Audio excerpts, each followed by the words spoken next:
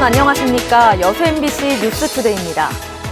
여수 산단 대기업 가운데 배출 농도가 조작된 업체가 추가로 드러나면서 파장이 커지고 있는데요.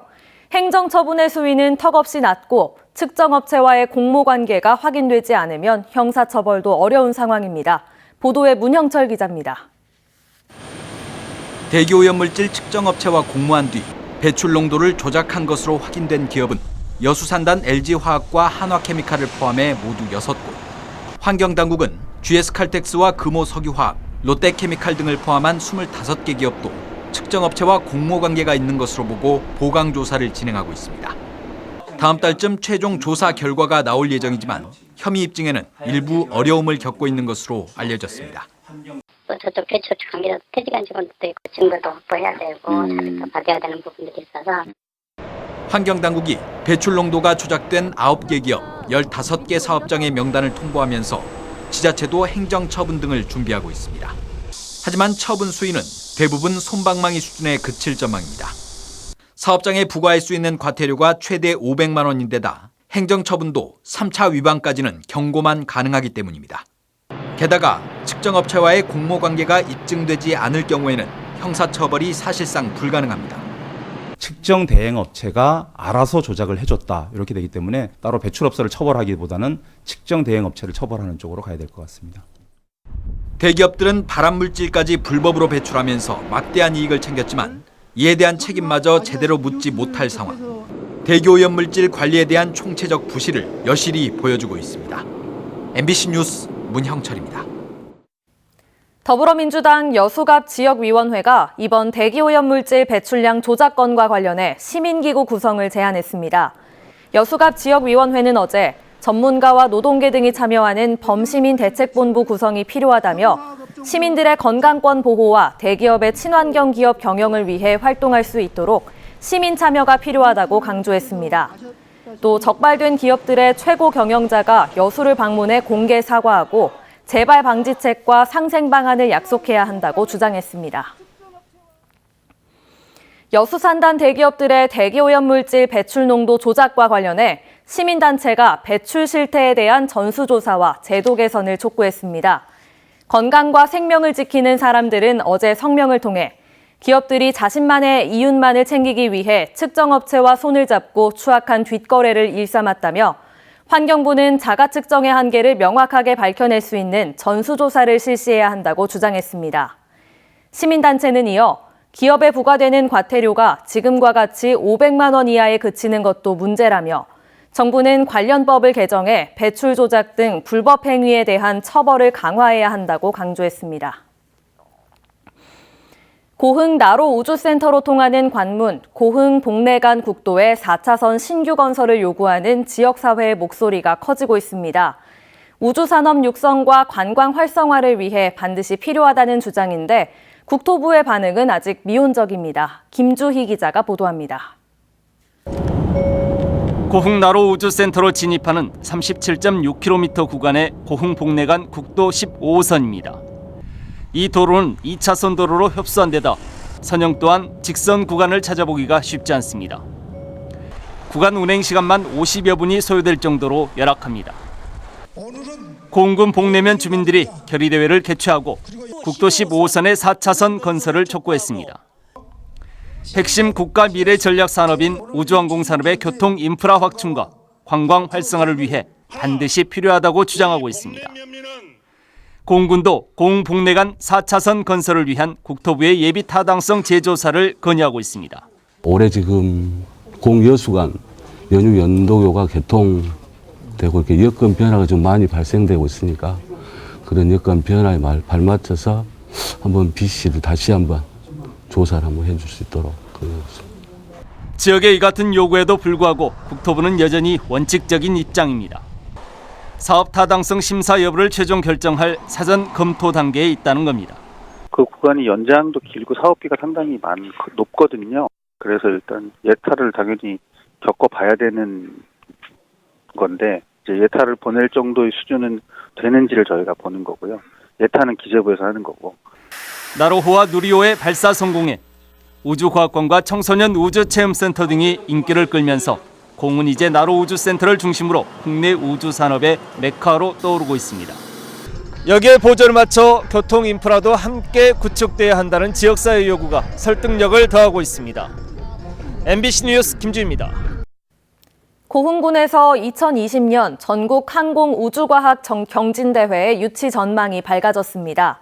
고흥군은 2020년 전국 항공우주과학 경진대회를 유치하기 위해 사단법인 한국과학우주청소년단 관계자를 대상으로 팸투어를 진행한 결과 숙박 등 일부 문제점만 개선되면 나로우주센터와 청소년 우주체험센터가 위치한 고흥이 대회 개최 장소로 충분하다는 긍정적 의견을 받았다고 밝혔습니다. 고흥군은 이에 따라 앞으로 우주청소년단과 MOU 체결 등을 통해 대회 유치를 최종 확정짓고 2020년 경진대회 개최를 위한 본격적인 준비에 나설 계획입니다. 청년들의 주거 환경 개선을 위해 행복주택 사업이 곳곳에서 추진되고 있습니다. 광양에서도 인구 유입 효과를 기대하며 논의가 이뤄지고 있는데요. 주민들의 반발 때문에 제때 사업이 추진될지 우려가 커지고 있습니다. 자세한 내용을 김종수 기자가 취재했습니다. 행복주택 사업이 추진되고 있는 광양시 한 마을. 토지주택공사가 맡은 이 사업은 200세대 규모의 2021년 준공을 목표로 시행되고 있습니다. 12,000여 제곱미터의 해당 부지는 광양시가 무상으로 제공했고 준공 뒤 대학생과 신혼부부 등 젊은 층에게 임대될 예정입니다. 인구 유입과 저렴한 집값 등 긍정적인 효과가 예상되지만 최근 들어 주민들의 반발이 이어지고 있습니다. 주변에 비어있는 다세대 주택도 많은 데다 대학생 등 수요층을 기대하기 힘든 곳에 해당 사업이 적절치 않다는 겁니다. 특히 광양시가 이번 사업을 앞두고 최소한의 행정 절차도 진행하지 않았다며 불만을 털어놨습니다. 납득이 가게끔 설명을 해줘야 된다는 거죠. 그런 해소가 되지 않으면 말은 행복이지만 주민들한테는 이것이 하가 될 수 있는 그런 상황이 오지 않을까 염려스럽습니다. 또 공사 과정에서 발생하는 민원과 입주 뒤 예상되는 주차 문제에 대해서도 속 시원한 답변을 듣지 못해 불신만 커지고 있습니다. 시행주체가 아닐지라도 지자체가 부지를 제공한 만큼 원활한 사업을 위해 광양시의 역할이 중요하다는 목소리에 힘이 실리는 이유입니다. 사전에 예상된 문제점을 충분히 고려하지 않은 것은 절차적 정당성을 확보 못한 것입니다. 지금부터라도 합리적인 주민 의견 수렴과 소통을 통해서 이에 대해 광양시는 법적으로 문제가 없어 사업을 추진했다면서도 주민들을 배려하지 못한 것에 대해 개선하겠다고 밝혔습니다. 이 사업 자체의 취지, 추진 배경이나 이런 부분 설명이 좀 부족했던 부분, 그리고 어떻게 하겠다라는 부분에 대해 궁금증이 아마 있으실 것 같아서 그래서 이제 그 주민 설명회가 이제 필요한 것 같고 그런 부분들은 이제 사전에 소통이 잘 될 수 있도록 저희가 이제 노력을 같이. 청년층 유입으로 지역 발전을 꾀했던 광양시. 그러나 주민과의 소통 부족으로 이번 사업의 긍정적 취지가 빛을 발할까 우려가 커지고 있습니다. MBC 뉴스 김종수입니다. 하절기 여수 해안산책로의 명물로 자리 잡은 여수 밤바다 낭만 버스킹 공연이 6개월간의 대장정에 들어갔습니다. 어제 이순신 광장에서 개막된 올해 공연은 매주 금토일 저녁 7시부터 3시간 동안 여수 밤바다 해안산책로 일대 5군데 공연구역에서 오는 10월 20일까지 펼쳐집니다. 특히 올해 공연을 주관하는 여수 MBC는 관객과의 소통과 교감을 위해 관객들이 직접 버스킹을 할 수 있는 공연 장소를 한 군데에서 2군데로 늘리고 버스커 경연대회도 진행할 예정입니다. 여수 밤바다 낭만 버스킹은 지난 2015년부터 시작됐으며 지난해에만 28만여 명이 공연을 즐겼습니다. 40대 중반 나이에 초등 검정고시를 시작해 대학원 석사과정까지 마친 50대 장애인 사회복지 강사가 있습니다.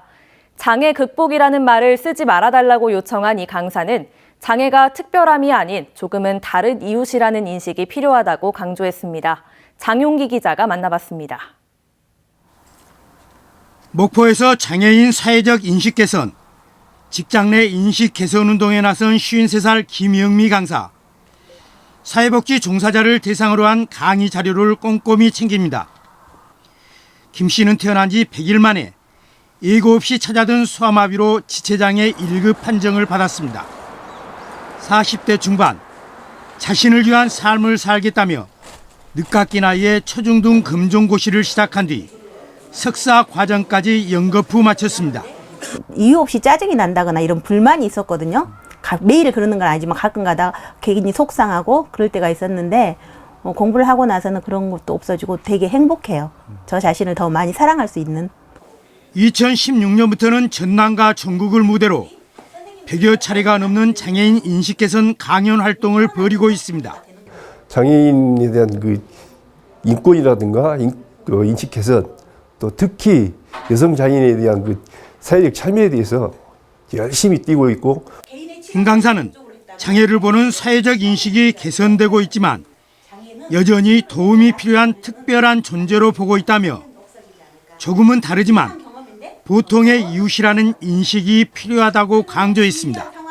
특히 대부분 장애인을 채용하지 않는 많은 기업체들을 가서 얘기를 들어보면은 장애인은 많이 손이 가고 도와줘야 된다 이런 생각 때문에 그러는 것 같은데요. 전혀 그렇지 않습니다. 도와줄 부분도 있지만 도움을 드리기도 합니다. MBC 뉴스 장영기입니다. 광양시가 1조 원대의 추경 예산을 편성하고 주요 현안 사업을 추진합니다. 광양시는 엊그제 의회에서 본 예산과 비교해 661억 원이 증액된 모두 1조 385억 원의 추경 예산이 의결됐다며 특히 지방교부세와 국도비 보조금 등에서 세입이 증가했다고 밝혔습니다. 이에 따라 광양시는 올해 관련 예산을 사회복지와 보건, 농림해양수산 분야 등에 활용해 지역 발전에 도움이 될 것으로 기대했습니다. 국내 대표 꽃 행사인 백운산 국사봉 철쭉 축제가 막을 올렸습니다.